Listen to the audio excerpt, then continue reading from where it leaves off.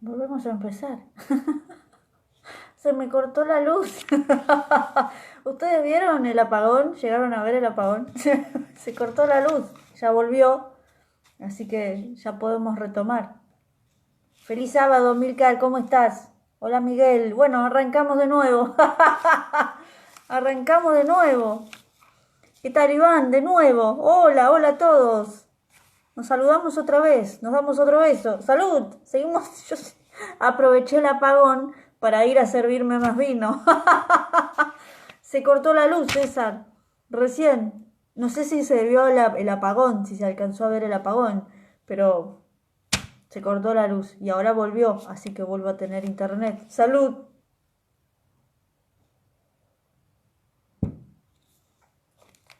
Volvemos a empezar, claro, todo de nuevo. Rebobinamos. ¿Qué tal? ¿Cómo les va? ¿Qué frío que hace? Hola, Miguel. ¿Qué tal, Ariel? ¿Cómo andás? Sí, volvemos a empezar. Yo no tengo problema de leerlo desde el principio, este cuentazo, porque me pareció maravilloso lo que leí, este cuento de Luisa Valenzuela. Si ustedes están de acuerdo, arrancamos de nuevo. Arrancamos desde cero. ¿Les parece bien? Reseteamos hoy. Esperemos que no se vuelva a cortar la luz. Sí, ¿viste? ¿Qué cosa? Manuel, hola Cés, ¿cómo estás?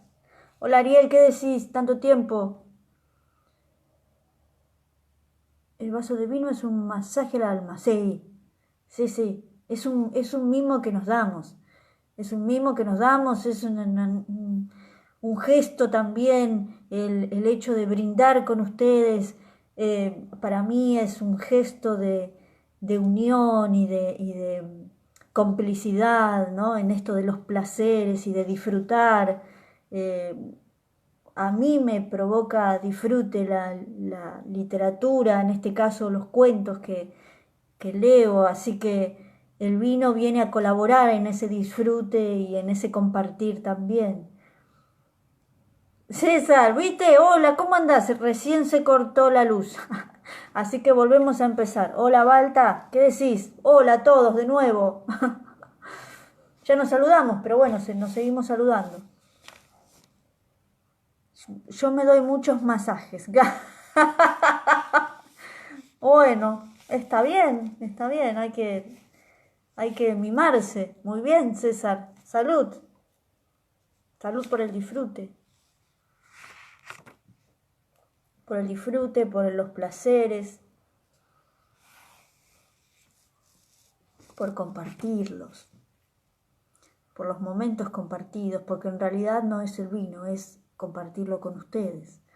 Yo les había comentado que no tengo el hábito de tomar vino sola, entonces aprovecho este encuentro para brindar con ustedes, para tomar un vino, ¿no? Porque justamente el sabor del vino lo da el encuentro. Y esto también me lo había dicho un hombre en Mendoza eh, que tenía una bodega. El hombre este, ¿cómo se llamaba? Carmelo Patti. Y él me contaba que al vino hay que tomarlo siempre en buena compañía. Y hay que tomarse ese tiempo para tomar el vino, para disfrutarlo. Y con buena compañía. Entonces cuando uno comienza con ese ritual ya de ir descorchando la botella, es, es, es, todo se va tiñendo de ese ritual maravilloso de la compañía, del disfrute. Y el mismo vino, ¿no? El mismo vino le da el sabor a ese. El sabor del encuentro, como decía en la propaganda por allí, en la propaganda de cerveza. Te acompaño. Bueno, nos tomamos juntos un vino. César, qué lindo. Buen inicio. Igualmente, querido Eduardo, ¿cómo me estás haciendo trabajar vos, eh? ¿Cómo me estás haciendo trabajar? No, estoy ahí con el final. También qué tarea difícil que me diste, querido. Cés, hoy tenés un look mexicano, te queda muy bien. ¿Vos decís en el pelo? Ah, puede ser, puede ser. Muchas gracias. Hola Luis, ¿cómo estás? Las buenas compañías hacen la magia más fácil. sí, sí. La magia se llama, ¿no? Es una manera de facilitarle el camino a la magia, sí.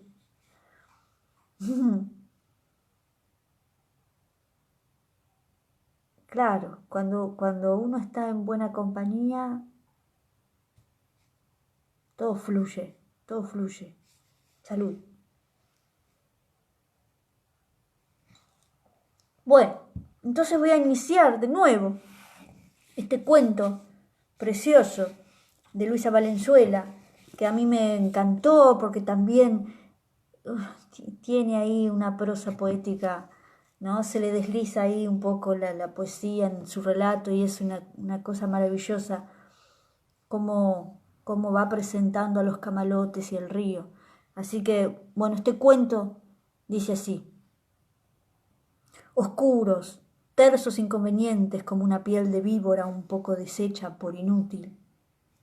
La víbora completa, piel de víbora rellena de sí misma, podría llegar a ser lo opuesto de un inconveniente, más bien estimulante voz de alarma. Lo que ahora baja por el río perturbando los ánimos son cosas más sutiles, enancadas sobre camalotes, casi como palabras. Es decir, son mensajes, es decir, son desastres. Desastres, los mensajes. ¿Quién lo duda? Hay que tener la conciencia alerta para poder registrarlos en todo su esplendor, y el sol bien orientado para que un reflejo cualquiera no les cambie el sentido. De todos modos, por el río van bajando mensajes, y la ciudad entera se ha volcado al río y pasa las tardes observándolo, reclamándole dádivas. Los que creen sacar verdadero provecho son los que tienen sus puestos de venta de bebidas frente a la costanera. Los que sacan el provecho secreto son aquellos contados que siempre dialogaron con el río y entienden su lenguaje. Los otros están allí, no más, sorbiendo sus gaseosas, son traidores al agua. Y luego de pasarse días enteros tratando de descifrar los camalotes, van a la oficina de reclamos a quejarse porque hay interferencias. Aquella piel de víbora, la cola de una iguana cortada a dentelladas. El río es así, no busca complacer a nadie. Es anchuroso y calmo y cenagoso. Y cuando se encabrita, no es generoso siempre. Es sutil, sibilino, y viene de más lejos, donde ya ha andado haciendo de las suyas. Serpenteó en meandros que se fueron cerrando hasta formar anillos de agua con su corazón de isla. Se desbocó en saltos, anduvo en cataratas lentamente, desintegró la piedra y más lentamente aún la fue recomponiendo en otros sitios. El río viene haciendo su obra desde hace añares sin que nadie intente comprenderlo y ahora de golpe sí. Todos en la ciudad de arriba, auscultando el río y esperando el oráculo. ¿Qué será de nosotros? De mí, de él, de mi familia. ¿Hará alguna vez algo concreto el intendente? ¿Dejará de pronunciar discursos? Si el río trae una advertencia, y algo debe de traer, sus inconvenientes nunca son egoístas. Basta con saber del río para saberlo todo y esperar como una revelación que llegue la creciente, esperar y esperar sin ilusionarse demasiado, más bien como costumbre, hasta que cierta tarde alguien exclamó el Mesías. Cualquier tarde de estas, dijo alguien, llegará el Mesías, arrastrado por las aguas, y nosotros tendremos que atraparlo, rescatarlo, no dejar que se lo lleve la corriente y lo pesquen los imbéciles de la ciudad de abajo, que se creen superiores porque están frente al delta. El Mesías llegará para nosotros y llegará cantando, profetizando.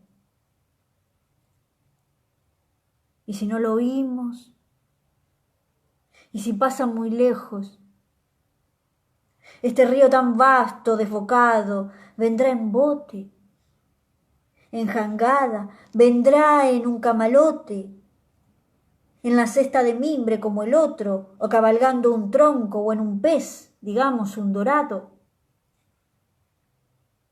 El fulgurante destello del dorado parece convenirle más que nada. Y si pasa sumergido y lo perdemos, 27 días con sus noches tardó la ciudad en fabricar la red descomunal que atravesaría el río de una orilla a otra y le llegaría al fondo. Nadie dejó de tejer o de hilar en ese tiempo, y hasta los desahuciados recuperaron fuerzas para poder aportar su cuota de trabajo. Nadie, absolutamente nadie dejó de colaborar, cada uno tejiendo como mejor sabía. Las viejas en crochet o 2 agujas, los hombres atando nudos o uniendo las distintas tramas, un pedazo en telar, carpetitas de randa, colchas de macramé, los tules de las novias trenzados y anudados. Las fábricas de sogas se quedaron sin sogas, los servicios de empaque sin piolines, las niñitas sin cuerdas de saltar, y todos se sintieron felices del despojo. Durante esos 27 días casi sagrados, nadie se acordó de formular la mejor queja, y una extraña sonrisa les empezó a brotar desde muy hondo. Quienes se pusieron a cantar con un volumen de voz que fue creciendo como crecía la red, y hasta se organizaron coros. Y como esas arañas que están en los juncales y tejen su gigantesca tela comunitaria, también ellos aprendieron a dormir, arracimados a la sombra, en la hora de la siesta, y a despertar a un tiempo y seguir trabajando. La red se fue haciendo así tan vasta que acabó por cubrir toda la zona costanera, esa tela de araña. Muchos lograron evitar el sueño por las noches para continuar la obra que parecía inacabable. La luz de los faroles y el silencio los acercaba al éxtasis. Una telegrafía con hilos, una comunicación táctil, se fue estableciendo entre ellos a través de esa malla que atraparía al Mesías. ¿Atrapar al Mesías? Nada de eso. Tan solo señalarle la meta. Marcar en el largo curso de este río un lugar donde con toda humildad era esperado. Un acto sutil de contribución, porque el Mesías aportaría su buena dosis de castigos, y ellos, de alguna forma, lo que andaban buscando era expiar las culpas. Les resultaba grato sentirse así, hermanados, aunque fuera en la culpa, y tomando medidas para acabar con ella. Grato hasta el punto de recibir la madrugada alborozados, con cánticos potentes, para saludar la aparición del sol, y también, hay que negarlo, para lograr que los dormilones despertaran. No llovió ni uno solo de esos 27 días. Fue un tiempo parejo, memorable. Nadie murió, ni nació nadie. No hubo distracciones. Solo tejer de la mejor manera posible y acoplar lo tejido hasta que alcanzaron las medidas exactas. Entonces de un lado se flotante y del otro lado se colocaron pesas. Luego se amarró uno de los extremos de la red a los árboles más añosos de la costanera y se esperó el día siguiente. Ese día sí que fue de fiesta. La banda municipal partió en la lancha de pasajeros y el intendente y sus hombres en un bote para hacer más solemne el arrastre de la red. Nunca remaron tanto, nunca se hincharon tanto los hombres del intendente, pero fue un hecho histórico. Nunca fueron tan aplaudidos ni tan ovacionados como cuando llegaron a la orilla de enfrente y lograron con esfuerzo amarrar la otra punta de la red a los otros añosos árboles. Hubo un vino de honor en esta orilla, fuegos artificiales y hasta baile. Y cuando por fin regresó el intendente, bogando a lo largo de patitos, pelotas, muñecas y camiones de plástico que obraban de flotadores, fue recibido como nunca y por primera vez escuchó con entusiasmo su discurso. El intendente señaló deberes, como siempre, pero habló de esperanzas. Y los honorables ciudadanos pudieron poco a poco ir recuperando sus costumbres vitales. Muchos lloraron sin lograr contenerse, y un anciano hasta se permitió el lujo de morir de un síncope emotivo. Con la red debidamente colocada, después de varias horas de festejo, los ciudadanos volvieron a sus hogares a retemplarse el ánimo. Para recibir al Mesías era imprescindible estar con el ánimo sereno, descansado y con las manos libres de impurezas. Para acariciar al Mesías, para venerarlo. Él vendría flotando aguas abajo y al pie de la ciudad se detendría al alcance de todos. El Mesías vendría de uno de esos países remotos en donde nace el río y nada obstaculizaría su camino hasta la ciudad de ellos, nada, ni las mismas cataratas. El Mesías estaba destinado para ellos, seguiría de largo hacia la ciudad de abajo, la execrable. ¿De qué país vendría? ¿Y qué importaba? Y mientras se iban tejiendo las especulaciones, como antes se tejiera la red a su vez empezó sordamente a cumplir su trabajo.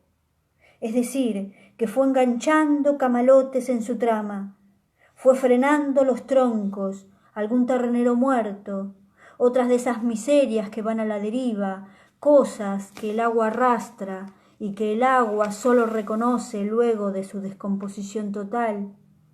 Desintegración que tiene, por consecuencia lógica, una absoluta integración, inseparable. La red fue reteniendo la escoria de este río y el río se largó a correr despojado de lastre y corrió libremente por un tiempo no demasiado largo. Ya se sabe del poder retentivo de aquello que se quiere descartar por indeseable.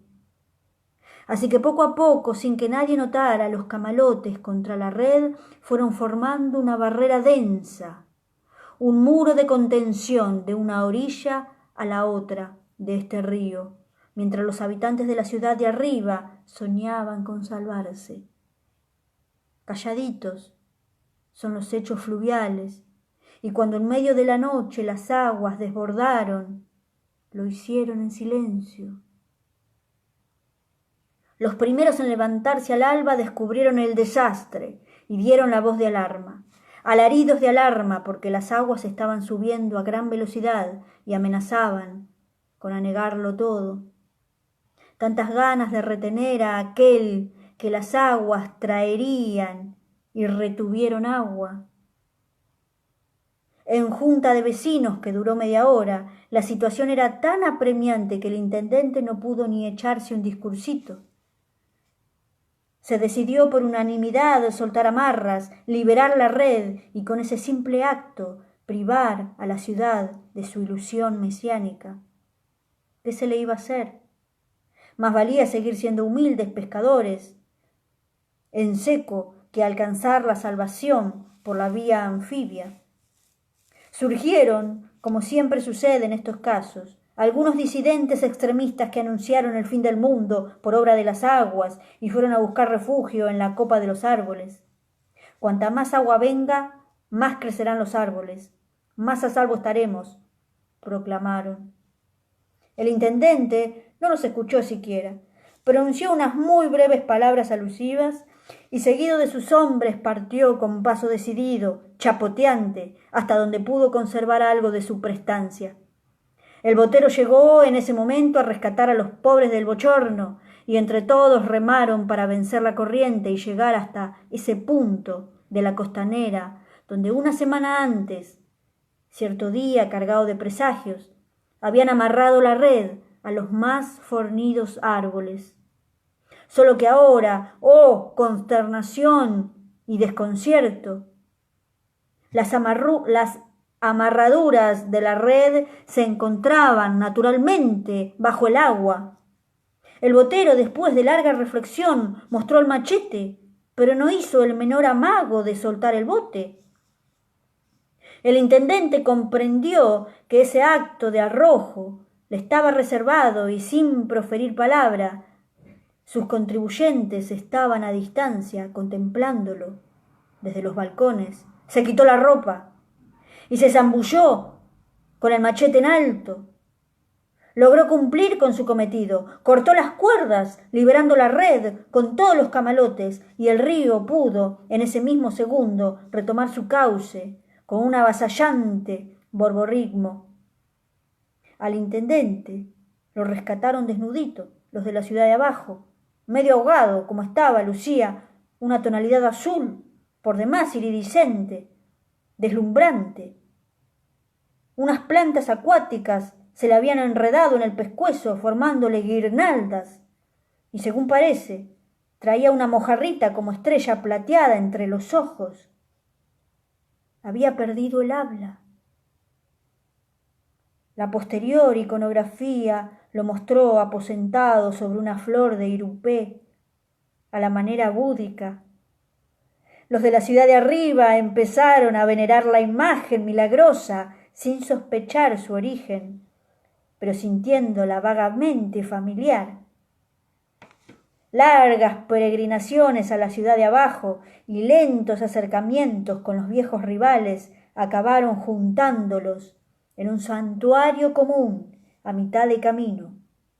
El venerado había muerto tiempo atrás de pulmonía.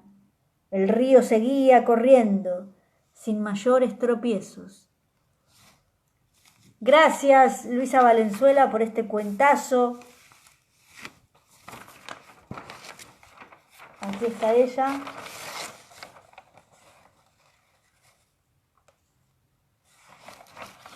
Hermosísimo. Hermosísimo este cuento. Generosos inconvenientes bajan por el río.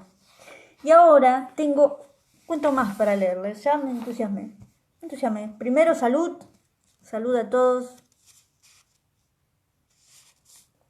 Gracias por el disfrute. Gracias por estar allí. Tengo uno de Ana María Joa o uno de Ricardo Piglia. ¿Ustedes qué dicen? ¿Ricardo Piglia o Ana María Joa? Los dos me encantan. Voten ustedes, a ver, ¿cuál quieren escuchar? Salud, César. Salud, querido. Ustedes me van a decir cuál quieren escuchar. Ana María Joa o Ricardo Piglia. Hermoso cuento, ¿viste, Manuel? Además esa ternura que tiene para contar y cómo el relato mismo va tomando su curso, así como ¿no? Impresionante. A mí también me gusta Ana María, pero vamos a esperar que voten un poquito más. Conversando a propósito del cuento anterior, esa ternura que tiene Luisa Valenzuela, esa prestancia, cómo el cuento se desarrolla y va por su cauce y va tomando rumbos inesperados totalmente. Es una genia, la verdad, una genia, con esa dulzura. Cés, decime, ¿qué? Ani, me decís. ¿Qué? ¿Qué pasó? Ah, Ana María querés. Muy bien. Sí, yo también. Vamos con Ana María, ¿no? Gracias, Alba. Gracias desde Italia, querido. Grande. Ana Joa. Bueno, Piglia. Bueno, Va ganando Ana. Pero bueno, vamos votando. ¿Viste, María Isabel? ¿Escuchaste el cuento anterior? Qué belleza. Qué belleza esta mujer. Cómo fue contando. Cómo los pueblos que eran rivales se unieron en un santuario a mitad de camino. Esas imágenes tan preciosas. César, Zulema, te dije que tengo mucho. Zulema. No sé quién le hablas. ¿Quién es Zulema? Ricardo Piglia, Roberto. Bueno.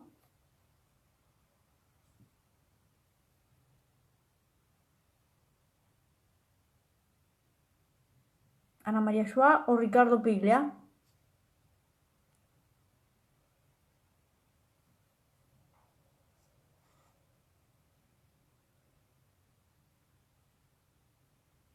Un voto más y ya se define. Un voto más y ya se define. Ana María Joa o Ricardo Piglia. Yo creo que viene ganando Ana María.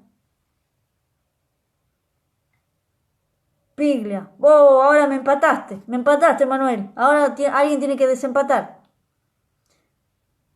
Sí, se cortó la luz, María Isabel. Se me cortó la luz a mí. Apagón. Apagón total. Me quedé sin internet. Entonces se apagó la transmisión. Y ahí por suerte volvió rápido. Ana María. Bueno, desempató César con Ana María Joa. Amim o la caída. Así se llama este cuento. Y les continúo leyendo el diario con la belleza que significa leerles el diario. No es una preciosura, no es una hermosura leer el diario en este tiempo. Me encanta este ritual, me parece que lo voy a hacer todas las noches. Me parece que les voy a leer el diario todas las noches. ¿Qué les parece? Les voy a leer este cuento entonces. Amim o la caída. La señora Meme no se había roto la cadera como todos los viejitos, sino la rodilla. En la radiografía se veía con nitidez el fémur astillado. 8 trozos grandes y muchos fragmentos pequeños. Pero eso no fue lo más grave. Lucía y Juan Pablo no se ponían de acuerdo acerca del momento en que había empezado la diarrea. Lucía pensaba que fue antes de la operación, mientras esperaban que volviera de viaje su traumatólogo cuando se contagió el Clostridium difficile. En la clínica les decían que el Clostridium no siempre se contagia. Es una bacteria que vive en el intestino. Los antibióticos fuertes que recibió la señora Meme para evitar infecciones en el hueso modificaron la flora intestinal y provocaron la proliferación del Clostridium. Pero Juan Pablo, que estaba siempre pegado a la computadora, averiguó por internet que solo el 5% de la población normal vive con Clostridium puesto, y en cambio el 40% de la población hospitalaria lo tiene. De hecho, a partir del diagnóstico, todos los médicos, las enfermeras y enfermeros se ponían guantes de goma antes de tocar a la señora Meme y se cubrían con un delantal blanco que colgaba de un gancho en la habitación. Después de la operación, la diarrea se volvió pavorosa, constante, interminable. No había tiempo de llamar a la enfermera. Lucía se encargaba de todo. El traumatólogo estaba contento. Explicó cómo había reconstruido el hueso, asegurándolo con una chapita de metal y 2 tornillos. Al tercer día, contando desde la operación, la diarrea se detuvo y Juan Pablo se volvió a su casa, en Columbia, Maryland. Pero ahora el vientre de la enferma estaba hinchado y doloroso. El médico de cabecera convocó a un gran cirujano especializado en gastroenterología. Cuando se acercó para palparla, la señora Meme tendió los brazos hacia adelante, en un movimiento involuntario. Si necesito tocarla, dijo el gran cirujano en tono didáctico, ese reflejo defensivo es típico del abdomen agudo. El colon estaba perforado. Peritonitis. Esa misma noche la operaron otra vez.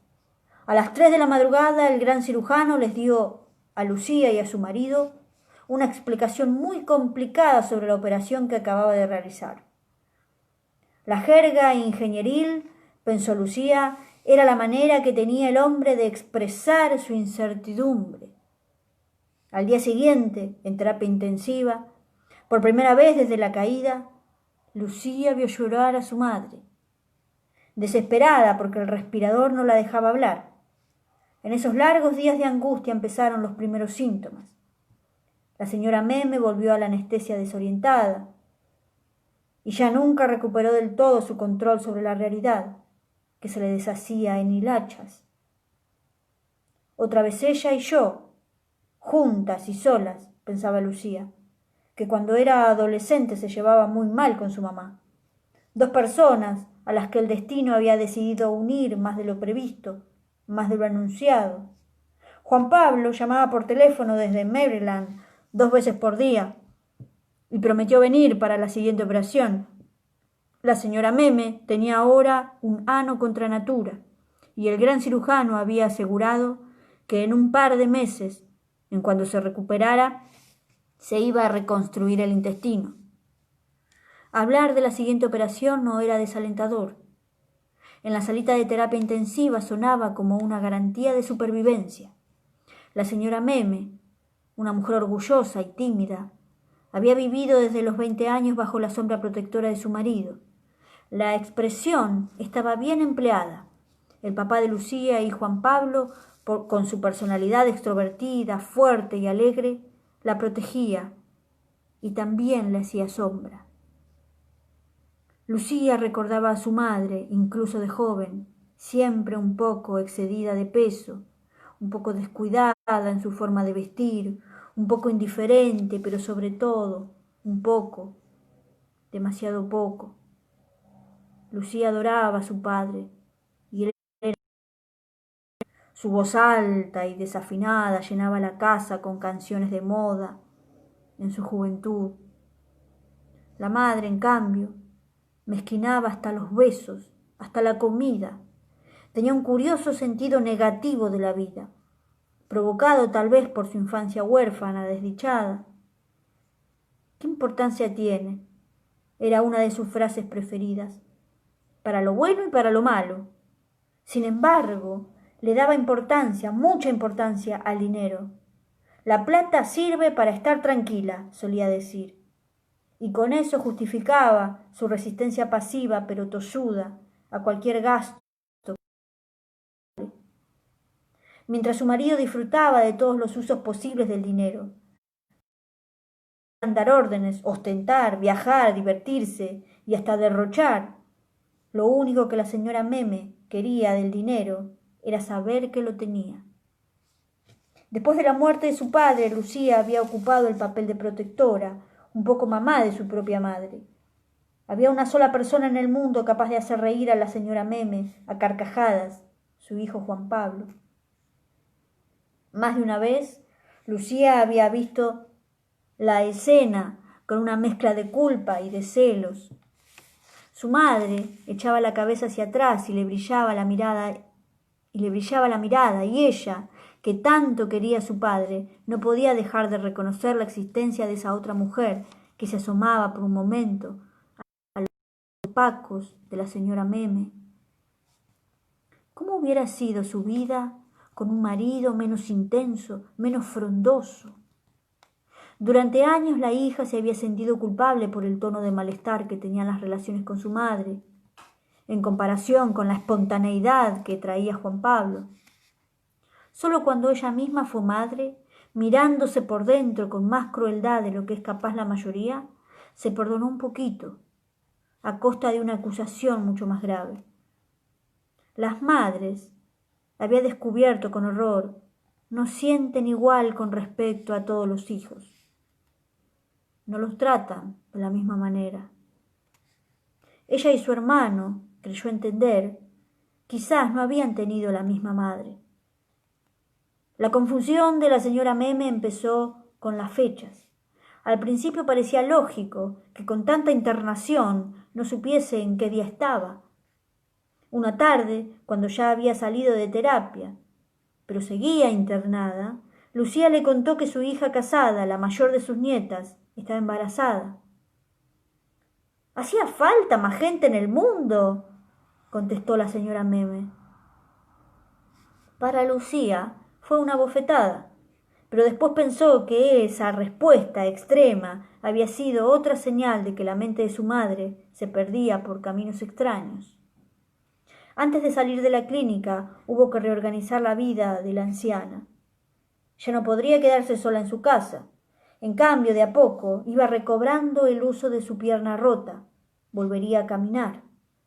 La señora tenía largos periodos de lucidez y solo por momentos se la veía como perdida en una niebla espesa de la que salían de pronto algunos recuerdos nítidos, pero fuera de lugar, que les correspondía. Cuando estaba así podía confundir a Lucía con su propia madre, que había muerto siendo ella muy pequeña, y la abrazaba con una entrega infantil y confiada que a la hija le conmovía las entrañas. Otras veces se echaba a reír de una manera extemporánea, como respondiendo a algo muy divertido que nadie más podía ver o escuchar. Un día, a la hora de la merienda, charlando con Lucía, se sirvió el té en el platito, sin darse cuenta de que no estaba la taza. Lucía consultó con Juan Pablo y decidieron no sacarla de su casa. 2 mujeres se turnaban para cuidarla, una de lunes a jueves y la otra los fines de semana. Todos los días tenía una enfermera que mandaba el seguro de salud para ayudar a bañarla y hacer los ejercicios que había recomendado la kinesióloga. Cambiar la bolsa que llevaba pegada al ano contra natura era una tarea desagradable que la señora Meme, siempre tan orgullosa, aprendió pronto a hacer por sí misma y no quería delegar. La esposa del portero ayudaba también cuando alguna de las mujeres tenía que salir. Fue en esa época, entre la segunda operación y la tercera, cuando la señora Meme empezó a hablar de Luis. Al principio eran frases sueltas, distraídas.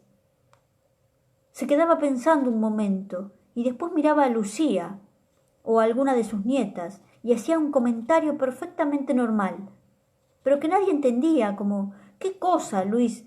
Siempre un pobre diablo». A veces decía cosas más personales y por lo tanto más inquietantes. Lo que más me gustaba de Luis eran los dientes. Una vez confundió al marido de Lucía y se alarmó. «Andate, Luis», le dijo muy seria. «Vos no podés estar acá». «Mamá». «Luis», le explicó Lucía, «es mi marido». La señora Meme, que entraba y salía de su niebla, la miró con perfecta lucidez y le dijo «gracias». Pero ya me di cuenta. Luis era más buen mozo. Lucía no sabía si comentárselo a su hermano, pero cuando Juan Pablo decidió que para la tercera operación venía por un mes entero con su familia, supo que era mejor advertírselo. A Juan Pablo le costó aceptar. Cuando él llamaba por teléfono la encontraba siempre bien. Tenían conversaciones largas y cómodas, en que la señora Meme se quejaba de la excesiva preocupación de Lucía. «No soy un bebé», protestaba. «Y si te volvés a caer», le retrucaba su hijo. Y la madre se callaba, vencida, culpable. «Por una vez que me caí, me ponen presa», rezongaba. Pero sabía que los chicos tenían razón, que se lo merecía. Hacía un año que no veía a los hijos de Juan Pablo. Cuando entraron en su casa, directamente del aeropuerto, se los quedó mirando, asombrada. «¡Qué lindos chicos!», dijo. «¡Qué parecidos entre ellos! ¿Son parientes?». Pero enseguida recordó sus nombres y los convidó con sus famosas galletitas de manteca. «Las que más les gustaban a papá», dijo Lucía. «Y también a Luis», dijo la señora Meme. La llegada de Juan Pablo pareció despertar una catarata de recuerdos que perturbaban a sus hijos. Ya casi no había visita en la que no lo mencionara. El día en que estabas por nacer, tomé un café con Luis. Me agarraba de la mesa con cada contracción. Él estaba asustadísimo, le dijo una tarde a Lucía. Pero fue muchísimo peor cuando se quedó mirando a Juan Pablo con desaforada ternura. «¿Sos tan parecido a tu papá?», le dijo, por primera vez en su vida. El neurólogo miró la resonancia magnética, pronunció el nombre de la enfermedad que todavía era incipiente, recomendó una medicación que no la curaba pero hacía más lento su avance. La tercera operación resultó menos cruenta de lo previsto. Después de una semana de internación, débil pero caminando con bastón, la señora Meme volvió a su casa. Recuperar el uso de su esfínter le hizo tan bien que hasta parecía estar mejor de la cabeza. Sin embargo, tenía sus episodios de ausencia. Sobre todo, seguía mencionando a Luis. ¿Quién era Luis? ¿Quién había sido? Con la excusa de buscar el certificado de defunción de su padre, Lucía y Juan Pablo dieron vuelta a la casa y miraron papel por papel sin encontrar nada, ni una esquela, ni una foto, ni una servilleta de un bar, ni una flor prensada dentro de un libro. Mamá nunca fue romántica, dijo Lucía, y su hermano tuvo que aceptar, sin palabras, que había estado esperando encontrar lo mismo que ella. En cambio, en el fondo de un placar había una caja con recuerdos de su padre, cartas, fotos, papeles, invitaciones, un diario íntimo en clave y hasta los menúes de las fiestas en las que había estado. Ahora, cuando la señora Meme mencionaba a Luis, empezaron a hacerle algunas... ¿Estabas mal con papá?, preguntó Lucía, previsible. No era tu papá, era yo, que venía fallada de fábrica, contestó la señora Meme. ¿Qué hacía Luis?, quiso saber Juan Pablo. No tuvo suerte en la vida, contestó la señora Meme. Enseguida cambiaba de tema y no había manera de hacerla volver sobre la cuestión. Antes de volverse a Maryland, como buen argentino, Juan Pablo quiso consultar a un psicoanalista muy conocido, muy caro, que trabajaba con gente de la tercera edad.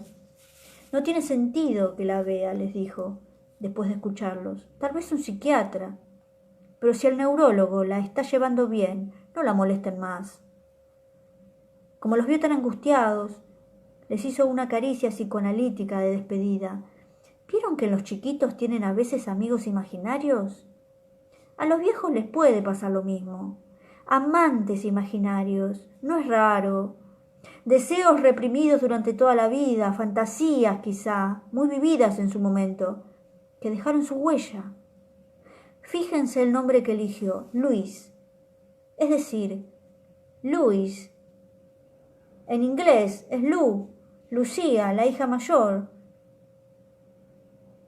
Ella tuvo la sensación de serle infiel a su marido cuando se produjo el desplazamiento de su líbido hacia su primer bebé.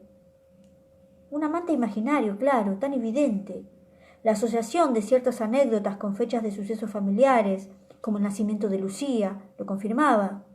Entre ellos empezaron a llamarlo el Amim, por el amante imaginario. Usar el apodo era menos perturbador que el nombre. Juan Pablo se volvió a su casa con un nudo en la garganta. Hacía más de 30 años que se había ido del país y seguía doliendo. Por teléfono, desde lejos, todo era más sencillo. Su mamá, como le contó a Lucía, jamás le mencionaba a la Mim. En cambio Lucía, que antes había llegado incluso a ocultarle por un tiempo lo que pensaba, se divertía contándole las historias de la Mim que inventaba la señora Meme. Ahora se daba cuenta de que muchas eran imposibles, incluso contradictorias. Unos meses después, la señora Meme desapareció. Lucía no tenía a quién echarle la culpa. Estaban tomando el té en la confitería Las Violetas. Se levantó para ir al baño y cuando volvió a la mesa su madre ya no estaba.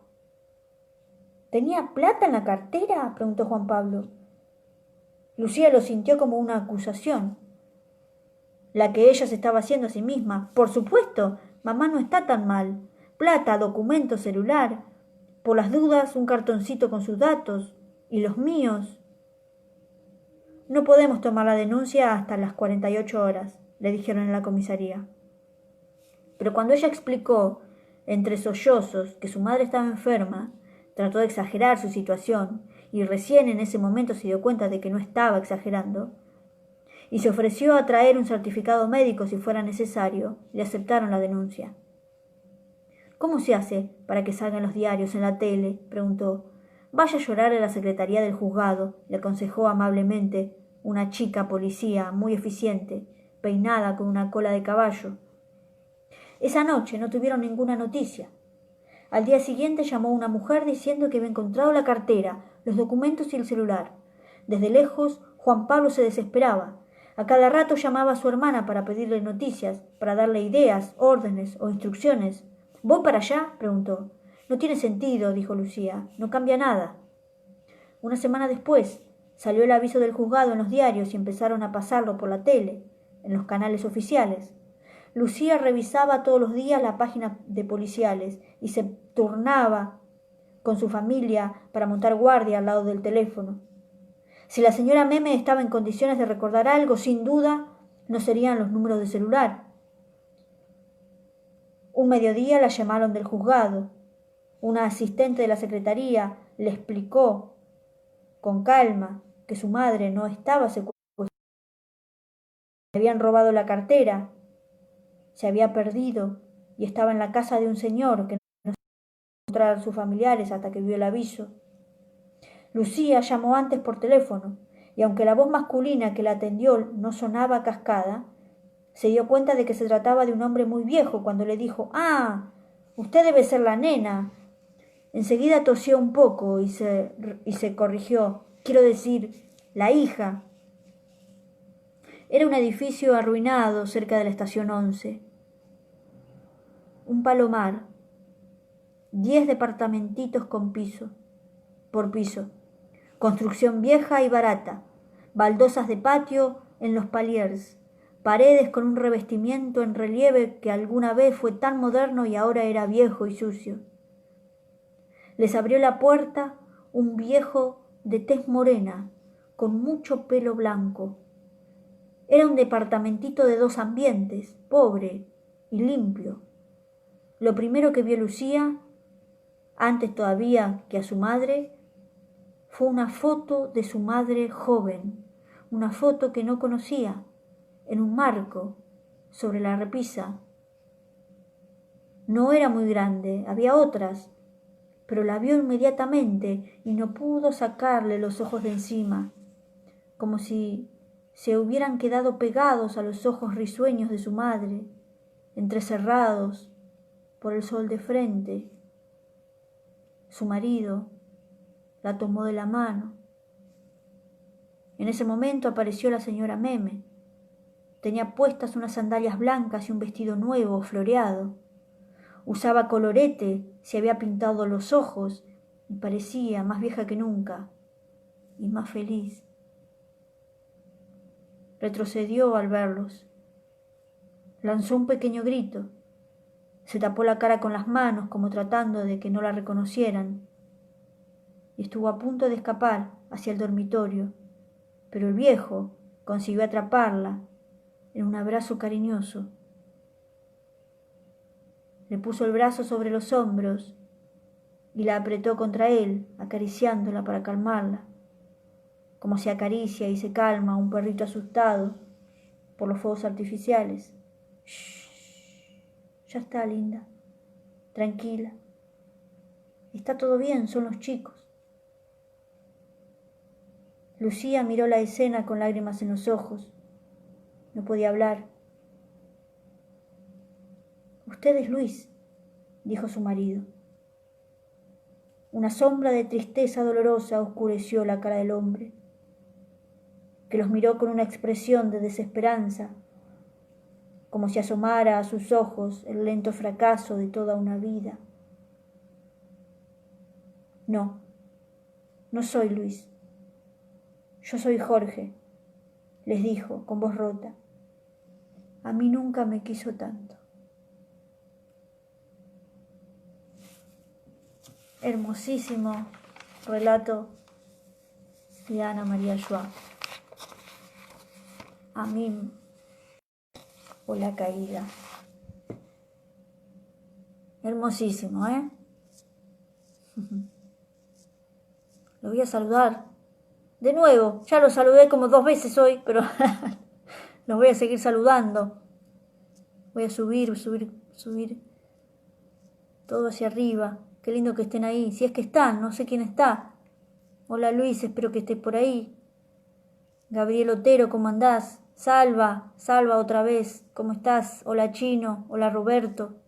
Iván, hermosas declamaciones, Ana, te escucharé más al rato de nuevo. Abrazos y bella noche tengan hasta mañana. Un abrazo, querido Iván. Hola Cone, ¿cómo andás?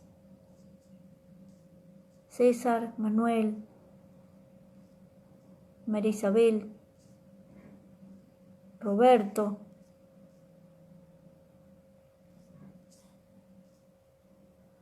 Hola el mono. Hola Eduardo, otra vez. Cristina, ¿cómo estás? Hola Saúl, otra vez. Raúl. Fuerte cuento, intenso. Sí, hola Soledad. Hola Mercedes. Uy. Hola Anita querida, ¿cómo andás? Anelisa Medina, un abrazo al sur, querida. Re bueno, ¿no, Manuel? Buenísimo, ¿no? Te felicito. ¿A quién? A Ana María, yo la felicitamos. Un hermoso cuento. Lindo relato, sí. Genia total. Bueno, espero que hayan disfrutado. Salud.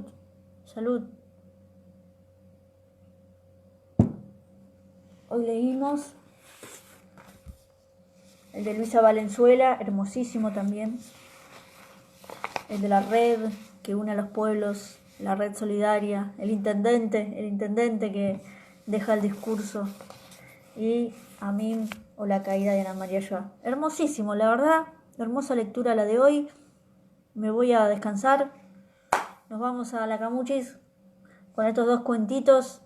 Sueñen con los angelitos, nos vemos mañana. Se portan bien, se cuidan, quédense en su casa, ya falta poco. Nos vemos mañana. Es un placer.